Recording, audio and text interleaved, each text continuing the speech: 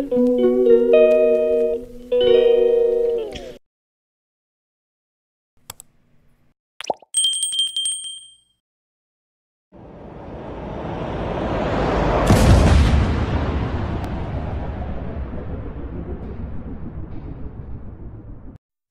কেন থাকবেন?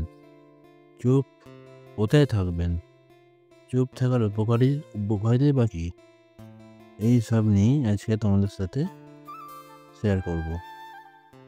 তার আগে আমার চ্যানেল যারা নতুন তারা চ্যানেলটিকে সাবস্ক্রাইব করে পাশে নোটিফিকেশান বেলটাকে অন করে অল নোটিফিকেশান করে দেবে, যাতে আমি যখনই কোনো নতুন ভিডিও ছাড়বো তোমাদের কাছে সবার প্রথমে নোটিফিকেশান চলে যাবে। তাহলে আজকের ভিডিওটা শুরু করা যাক। অনেকেই বলে কথার উপর জগৎ চলে। এই কথা দু ধরনের হয়, একটি হলো শাব্দিক এবং আরেকটি হলো নীরব। শাব্দিক কথা আমরা শ্রবণ ইন্দ্রিয়ের মাধ্যমে গ্রহণ করি, আর নীরব কথা আমরা পঞ্চ ইন্দ্রিয়ের মন দ্বারা উপলব্ধি করি। কাজেই নীরবতাও একটি ভাষা, ছবি, শিল্প, লেখ্য, সাহিত্য ইত্যাদি আসলে নীরব ভাষাই। কাজেই যে কোনো ক্ষেত্রে অপ্রয়োজন কথা বলা বা শাব্দিক ভাষার প্রয়োগ অনেকগুলি সমস্যার সৃষ্টি করতে পারে। মুখ থেকে যে বাণী একবার নিঃসৃত হয়ে যায় তা আর ফেরানো সম্ভব হয় না। তাই কখনো কথা বলাটা যতটা গুরুত্বপূর্ণ, কথা না বলাটা তার থেকেও বেশি গুরুত্বপূর্ণ হয়ে ওঠে। তাহলে আজ আমরা জেনে নিই কোথায় চুপ থাকতে হবে এবং কেন চুপ থাকতে হবে, এবং চুপ থাকার 7টি উপকারিতা সম্বন্ধে। কোথায় এবং কেন চুপ থাকার প্রয়োজন, চুপ থাকার উপকারিতাগুলো কী কী, কোথায় চুপ থাকতে হবে এবং কেন চুপ থাকতে হবে। 1 নম্বর পয়েন্ট হচ্ছে, যখন কেউ তার সমস্যার কথা বলে,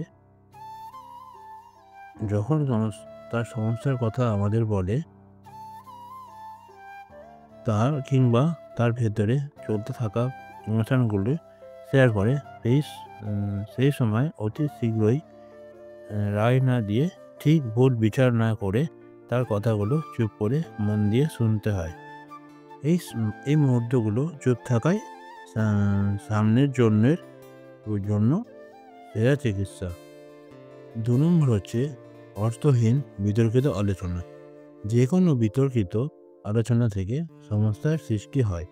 বিতর্কিত প্রতিযোগিতা বা কোনো বিতর্কের সমাধানের দায়িত্বপ্রাপ্ত না হলে বিতর্কে যাওয়া বুদ্ধিমানের কাজ নয়।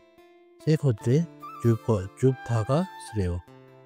সম্পর্ক উন্নতি করতে ভালোবাসার মানুষ তার প্রিয়জনকে কিছু বলতে চায়, সেক্ষেত্রে একসঙ্গে কথা না বলে চুপ করে শুনলে সম্পর্কে উন্নতি ঘটে। কেননা খোলাখুলি আলোচনা করতে গিয়ে ব্যবহৃত কোনো কথাকে ধরেই নতুন বিতর্কের সৃষ্টি হয়।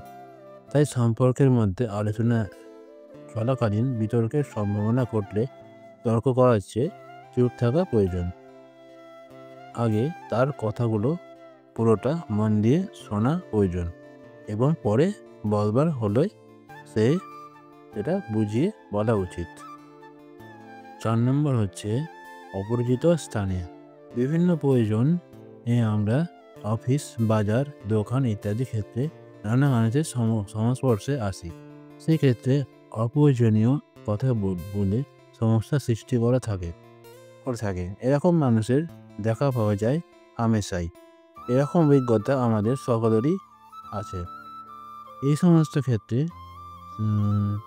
সময় যেমন নষ্ট হয়, তেমনি অনাহত ঝামেলা ঘাড়ে চাপার সম্ভাবনা থাকে। তাই বুদ্ধিমান মানুষ অপ্রয়োজনে কথা না বলে চুপ থাকেন। অপ্রাসঙ্গিক ক্ষেত্রে বিভিন্ন অনুষ্ঠান বা আড্ডায় নানা প্রাসঙ্গিক বা অপ্রাসঙ্গিক বিষয় উঠে আসে। বুদ্ধিমান মানুষ প্রাসঙ্গিক বিষয়ে অভিজ্ঞতা শেয়ার করলেও অপ্রাসঙ্গিক বিষয়গুলি মুচকি হেসে এড়িয়ে যান। এতে মেধা পরিশ্রম যেমন বাঁচে, তেমনি অন্য পার্সোনালিটি প্রকাশ পায়। 6 নম্বর পয়েন্ট হচ্ছে গভীর অধ্যয়নের সময়। গভীর অধ্যয়ন বলতে কোনো একটা বিষয় নিয়ে পড়ালেখা ভাবা ও তথ্য সংগ্রহ বোঝায়। তাই অধ্যয়নের প্রক্রিয়াটি মনের ভিতর স্নান, খাওয়া, ভ্রমণ সব সময় চলতে থাকে। এরকম গভীর অধ্যয়ন চলাকালীন অন্য বিষয়ে আলোচনার মনোযোগ ব্যবহৃত ব্যাহত হতে পারে। তাই বিজ্ঞানী, লেখক প্রমুখরা চুপ থাকেন। 7 নম্বর পয়েন্ট হচ্ছে প্রতিবাদ করার ক্ষেত্রে। প্রতিবাদ করা ভালো, তবে পরিস্থিতি বিচার করে। যদি দেখেন কোনো স্থানে আপনাকে অপমানিত হতে হচ্ছে, অথচ আপনার প্রতিবাদ করার মতো পরিস্থিতি নেই, চুপ করে যাবেন। মনে রাখবেন, যুদ্ধে পিছিয়ে আসা মানে হার নয়, সেটা কৌশল সাজাবার পরিকল্পনাও হতে পারে। এছাড়া আরও কয়েকটি ক্ষেত্রে আমাদের চুপ থাকা প্রয়োজন। 1 হচ্ছে গাড়ি চালানোর সময়, 2 হচ্ছে শরীরচর্চার সময়, 3 হচ্ছে খাবার সময়। গাড়ি চালানোর সময় আর খাবার সময় কেন চুপ থাকতে হয় সকলেই জানেন। শরীরচর্চার সময় অতিরিক্ত এনার্জি, অতিরিক্ত অক্সিজেন খরচ হয়। হাঁপাতে কথা বললে আরও অতিরিক্ত এনার্জি ও অক্সিজেন প্রয়োজন হবে। সেই ক্ষেত্রে ফুসফুস, হার্ট বিপন্ন হওয়ার সম্ভাবনা থাকে। কাজেই এই কাজগুলি নীরবে করা প্রয়োজন। চুপ থাকার উপকারিতাগুলি কী কী? 1 হচ্ছে মন মস্তিষ্ক শান্ত হয়। আমাদের এই অশান্ত পৃথিবীতে অধিকাংশ মানুষেরই মনই অশান্ত। মনের ভিতর সর্বদা চলতে থাকে দ্বন্দ্ব আর উথাল পাথাল করা অশান্তি। তাই কিছুটা সময় সব কিছু থেকে নিজেকে সরিয়ে নিঃশব্দে আর নিজের সঙ্গে যদি নিস্তরঙ্গ শান্ত সময় কাটানো যায়, তাই মন নামক সরোবরের জল শান্ত, স্বচ্ছ কাঁচের মতো হয়ে যায়। অন্তরে শান্তি ফিরে এলে মন ও মস্তিষ্ক শান্ত হয় এবং শরীরও ভালো থাকে। তাই চিকিৎসা বিজ্ঞানে চেঞ্জ যাওয়ার পরামর্শ বিষয়টি প্রচলিত। 2 নম্বর পয়েন্ট হচ্ছে মস্তিষ্কে নতুন কোষ জন্মায়। একাধিক গবেষণায় এই কথা প্রমাণিত হয়েছে, প্রতিদিন যদি নিয়ম করে কয়েক মিনিট চুপ থাকা যায়, তা গান শোনার থেকেও বেশি স্বস্তি দেয় মানুষের মস্তিষ্কে। 3 নম্বর পয়েন্ট হচ্ছে জ্ঞানের বিকাশে সহায়তা। কয়েক মিনিটের নীরবতা মানব শরীরে জ্ঞানের বিকাশ সহায়তা করে, ফলে ভাষার দক্ষতা বেড়ে যায়। সারাদিনের ঘটনাগুলি এলোমেলোভাবে মস্তিষ্কে জমা হয়। চুপ থাকার ফলে সেগুলো স্তরে স্তরে সাজাবার সুযোগ ঘটে, আর তখনই অন্তর্দৃষ্টি দ্বারা জ্ঞানলাভ ঘটে। 4 নম্বর পয়েন্ট হচ্ছে মনোসংযোগ বাড়ায়। মনোসংযোগে বাড়াতে কয়েক মিনিট চুপ থাকাকে বা নিস্তব্ধতাকে সঙ্গী করুন। প্রাণায়াম বা যোগব্যায়ামের মাধ্যমে আপনি কয়েক মিনিট চুপ থাকার অনুশীলন করতে পারেন। এতে করে মনোযোগ যেমন বাড়বে তেমন বাড়বে আর আপনার কর্মক্ষমতা। 5 নম্বর পয়েন্ট হচ্ছে স্ট্রেস লেভেল কমায়।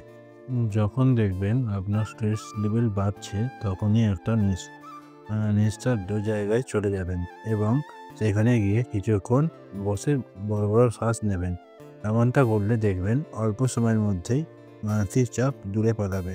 প্রসঙ্গত, মাত্রাতিরিক্ত শব্দ মস্তিষ্ককে বিচলিত করে তোলে, ফলে সারা শরীরের ওপর বিরূপ প্রভাব পড়ে। অপরদিকে নিস্তব্ধতা ব্রেনকে শান্তি প্রদান করে, যা স্ট্রেস লেভেল দূর করার জন্য ভীষণ উপকারী। 6 নম্বর পয়েন্ট হচ্ছে সৃজনশীলতা বৃদ্ধি পায়।